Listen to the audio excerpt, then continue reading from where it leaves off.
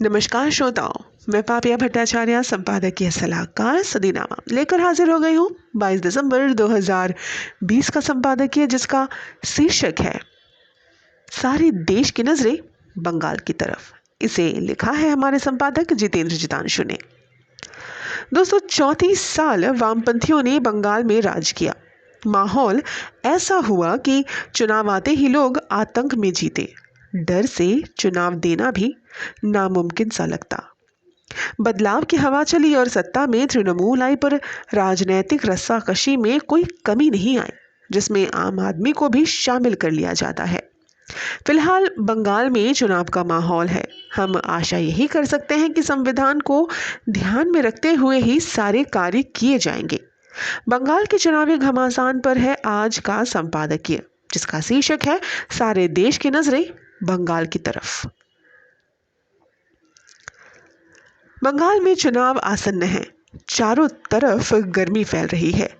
देश के बड़े बड़े राजनीतिक दल इस चुनाव पर निगाह रखे हैं। इसी सप्ताह तृणमूल के संगठनकर्ता और परिवहन मंत्री ने तृणमूल छोड़ दिया। छोटे से बड़े कार्यकर्ता तक पार्टी छोड़ने का मन बना रहे हैं। ऊंट किस करवट बैठेगा पता नहीं।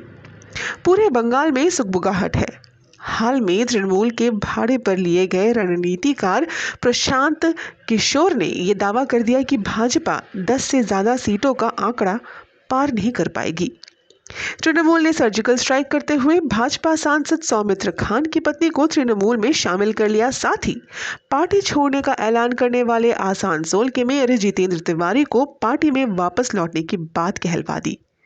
सत्ताधारी पार्टी दबाव में है। पार्टी सुप्रीमो की दूसरे दलों के बड़े नेता हौसला अफजाई कर रहे हैं। 2 दिन का राज्य का दौरा कर चुके गृह मंत्री अमित शाह ने बंगाल की सरकार को जो कुछ भी कहा है, ममता दीदी हर एक का जवाब शब्द दर शब्द देना चाहती हैं। ममता जी का कहना है कि गृह मंत्री कल जो कुछ कह गए वो झूठ का पुलिंदा है। ममता दीदी ने कहा कि उद्योग के क्षेत्र में हमें शून्य बताया है, जो बेबुनियाद है। लघु और मध्यम उद्योगों में बंगाल बहुत आगे है।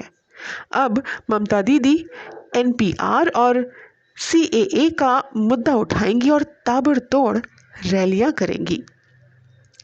बाहरी आदमी और मेहमान जैसे जुमलों से बंगाल की राजनीति गरमाई है। पिछले लोकसभा चुनाव में यानी 2014 में ममता जी ने हिंदी भाषियों को मेहमान कह दिया। विपक्षी दलों ने घर घर जाकर पूछना शुरू कर दिया कि क्या आप मेहमान हैं? मेहमान हुए तो कब वापस जाएंगे? लोगों को बुरा लगा। बंगाल में कई ऐसे क्षेत्र हैं जहां पर गैर बंगाली स्थायी तौर पर बस गए हैं। उनका प्रतिशत भी ज्यादा है। बंगाल में तृणमूल का प्रभाव होते हुए भी आसनसोल की सीट पार्टी हार गई। अब की बार बाहर के आदमी कहने पर भी प्रतिक्रिया आ रही है।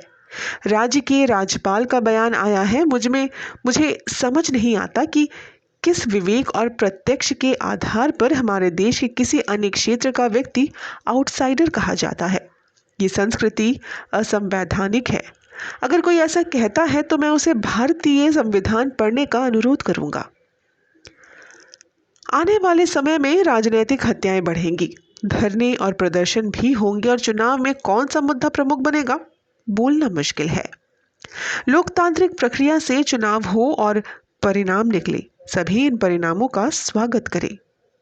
पश्चिम बंगाल में सियासी रस्साकशी इस स्तर पर पहुंच गई है कि जीसस क्राइस्ट के जन्मदिन को राष्ट्रीय अवकाश के रूप में मनाए जाने की बात कर रही है और इसे राष्ट्रीय अवकाश के रूप में मनाए जाने का सवाल उठा रही है। आमीन। तो ये था दोस्तों 22 दिसंबर 2020 का संपादकीय, जिसका शीर्षक था सारे देश की नजरें बंगाल की तरफ। इसे लिखा था हमारे संपादक जितेंद्र जितांशु ने। कल एक और नए विषय पर एक नए संपादकीय के साथ हम वापस लौटेंगे। तब तक के लिए नमस्कार।